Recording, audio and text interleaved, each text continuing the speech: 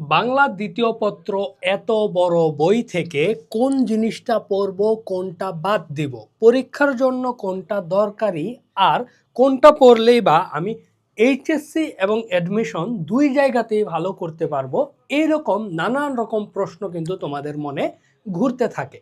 তো আজকের এই ভিডিওতে আমি তোমাদের সাথে আলোচনা করব যে বাংলা দ্বিতীয় পত্র এইচএসসি এবং অ্যাডমিশনের জন্য তুমি কোন জিনিসগুলা পড়বা আর কোনগুলা না পড়লেও হবে।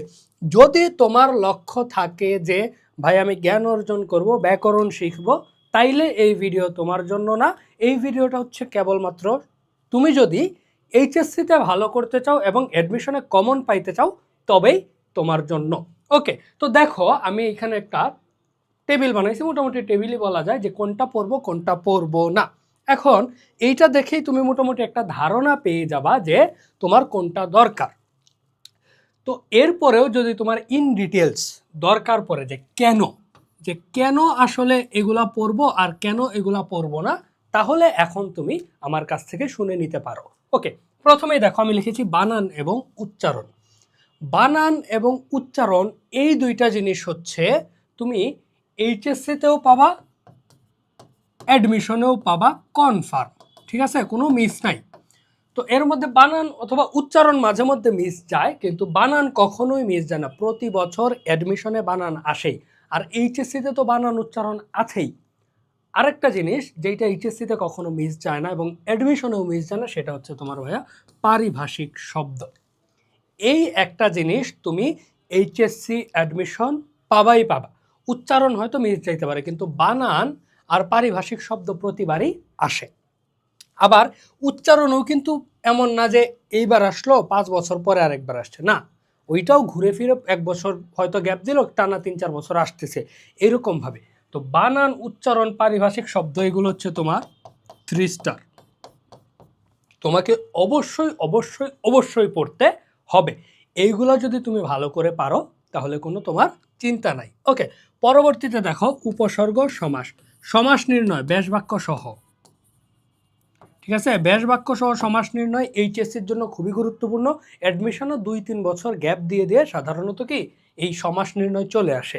উপসর্গের ক্ষেত্রেও তাই, অ্যাডমিশনে 2-3 বছর গ্যাপ দিয়ে দিয়ে চলে আসে। আর উপসর্গ থেকে এইচএসসিতে একটা প্রশ্ন কিন্তু অলওয়েজ আসে, সেটা হচ্ছে কি উপসর্গের অর্থদোতকতা আছে, অর্থবাচকতা নাই। এই একটা প্রশ্ন যদি তুমি পড়ো তাহলে কিন্তু এইচএসসিতে তুমি উত্তর করতে পারবা কনফার্ম।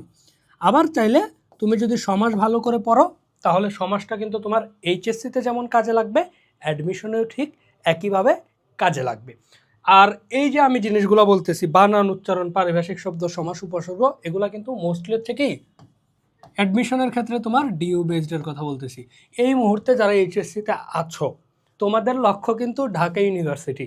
তো আমার কথা হচ্ছে কি ঢাকা বিশ্ববিদ্যালয় বেস করেই কিন্তু আমি বলতেছি। অন্যান্য বিশ্ববিদ্যালয়ের হিসাব করলে সেটার ক্ষেত্রে একটু চেঞ্জ হবে, কিন্তু ডিইউ বেস প্রিপারেশনের জন্য তোমার বানান, উচ্চারণ, পারিভাষিক শব্দ লাগবেই লাগবে, আসবেই। ওকে, আরেকটা জিনিস যেটা থেকে তুমি মিস পাবা না সেটা হচ্ছে কি আভিধানিক ক্রম। এই আভিধানিক ক্রম আবার তোমার এইচএসসিতে নাই, এইচএসসিতে নাই কিন্তু অ্যাডমিশনে তোমার লাগেই। অ্যাডমিশনে আসবে, লিখে দিলাম, দেখো আসবে কনফার্ম, মিস যাবে না। এইটা কোনোবারই মিস যায় নাই, ইনশাল্লাহ সামনেও যাবে না। তো এই আভিধানিক ক্রম থেকে একটা প্রশ্ন তুমি পাচ্ছ। তাহলে দেখো ব্যাকরণে অ্যাডমিশনের ক্ষেত্রে তুমি কমন পাচ্ছ 1টা 2টা 3টা 4টা প্রশ্ন মোটামুটি আমি তোমাকে কমন দিয়ে দিলাম। 4টার মধ্যে 3টা অন্তত তুমি কমন পাবা। ওকে, চলো আরেকটু তোমাকে দেখাই। এখানে বানান, উচ্চারণ আর পারিভাষিক শব্দ তুমি এইচএসসিতেও পাচ্ছ। তাহলে এখানে 3টা টপিক কমন, 3টা টপিক থেকে তোমার যে মার্কস দরকার সেটা তুমি পাচ্ছ। অ্যাডমিশনে তুমি 3টে এমসিকিউ পাচ্ছ, তাইলে এটা ভালো। আভিধানিক ক্রম অ্যাডমিশনে 1টা এমসিকিউ কনফার্ম পাচ্ছ। এইচএসসিতে হয়তো কাজে লাগবে না, কিন্তু অ্যাডমিশনে কনফার্ম। ওকে, তারপরে দেখো আরেকটা টপিক হচ্ছে ব্যাকরণিক শব্দ শ্রেণী, মানে হচ্ছে পদ প্রকরণ। এই পদ প্রকরণটাও তোমার এইচএসসি এবং অ্যাডমিশন দুই জায়গাতেই লাগবে। এই ক্রস হয়ে গেছে, আচ্ছা এটা ঠিক, দুই জায়গাতেই লাগবে। এখন আমি বলছিলাম না 4টা থেকে অন্তত 3টা, অ্যাডমিশনে এই 5টা থেকে তোমার 4টা ইনশাল্লাহ কমন থাকবে। তাহলে বানান, উচ্চারণ আভিধানিক ক্রম, পারিভাষিক শব্দ, আর হচ্ছে কি ব্যাকরণিক শব্দ শ্রেণী। এই 5টা টপিক থেকে তুমি 4টা ইনশাল্লাহ কমন পাবাই অ্যাডমিশনে, ঢাকা বিশ্ববিদ্যালয় ভর্তি পরীক্ষায়। এই 5টা টপিক থেকে 4টা তোমার ইনশাল্লাহ কমন থাকবে। ওকে, পরে দেখো বাক্য প্রকরণ। বাক্য প্রকরণ থেকেও ঘুরে ফিরে প্রশ্ন চলে আসে। সরল বাক্য, জটিল বাক্য, মিশ্র বাক্য থেকে ঢাকা বিশ্ববিদ্যালয় ভর্তি পরীক্ষায় প্রশ্ন প্রায়ই আসে, এই জন্য এটা তুমি পড়বা। ওকে, তাহলে এই হচ্ছে তুমি কি কি পড়বা সেইটার লিস্ট। তো এই পড়ার ক্ষেত্রে তুমি কি করতে পারো, তোমার সহজে পড়ার উপায় হচ্ছে একাডেমিক টু অ্যাডমিশনে তুমি ক্লাস দেখতে পারো, আর প্র্যাকটিস করার জন্য তোমার আছে কিউএনএ সমন্বিত বাংলা দ্বিতীয় পত্র। এই বইয়ে শুধুমাত্র তোমার ব্যাকরণ এবং রিটেন লিখিত দুইটার ক্ষেত্রেই তোমার প্রয়োজনীয় যা দরকার, এই যে আমি বললাম বানান, উচ্চারণ, পারিভাষিক শব্দ, উপসর্গ, সমাস, সবগুলা কিন্তু তোমার এখানে কি সাজেশন আকারে দেওয়া আছে। কেবলমাত্র এই বইটাও যদি তুমি পড়ো তাহলেও তুমি এইচএসসিতে কিন্তু সহজে এ প্লাস এবং কি 90+ মার্ক পাওয়ার তোমার একটা চান্স থাকবেই ইনশাল্লাহ। তো তোমার দরকার হচ্ছে এরকম কিউএনএ সমন্বিত বাংলা দ্বিতীয় পত্রের মতো একটা বই, অথবা একাডেমিক টু অ্যাডমিশন। তুমি এইচএসসি 27 হইলে 27-এর আছে, 26 হইলে 26-এর কিন্তু একাডেমিক টু অ্যাডমিশন কোর্স আছে। এনরোল করে টপিকগুলোর ক্লাস দেখো, কিউএনএ সমন্বিত বাংলা দ্বিতীয় পত্র থেকে পড়ো, প্র্যাকটিস করো, ইনশাল্লাহ বাংলা দ্বিতীয় পত্রে তোমার আর কোনো সমস্যা হবে না। এইবারে আসো কোন জিনিসগুলো আমরা পড়বো না। পড়বো না বলতে একেবারেই যে পড়বো না তা না, এটা আমি বলবো না। তোমার অ্যাটলিস্ট অন্তত আইডিয়া থাকা দরকার এগুলা কি নিয়ে আলোচনা করে বা কোথায় কি বলে। তবে যেগুলো না পড়লেও তোমার এইচএসসিতে কোনো সমস্যা হবে না। এর মধ্যে প্রথমে আসে হচ্ছে উক্তি, জ্যোতিচিহ্ন, ন্যারেশন, পাংচুয়েশন আর কি ইংরেজিতে যদি আমি বলি। তো এইগুলো যদি নাও পড়ো তোমার প্রশ্ন আসার সম্ভাবনা খুবই কম। বাচ্য পরিবর্তন, ভয়েস আর কি ইংরেজিতে আমরা ভয়েস হিসেবে চিনি, এইগুলা থেকে ভাইয়া প্রশ্ন আসে না, অ্যাডমিশনেও কখনো আসে না, এইচএসসিতে তো নাই। এই জিনিসগুলো না পড়লেও অসুবিধা নাই। আরেকটা জিনিস যেটা আমি না পড়তে উৎসাহিত করি সবাইকে, এটা তোমার ইচ্ছা, ঠিক আছে, তোমার ইচ্ছা।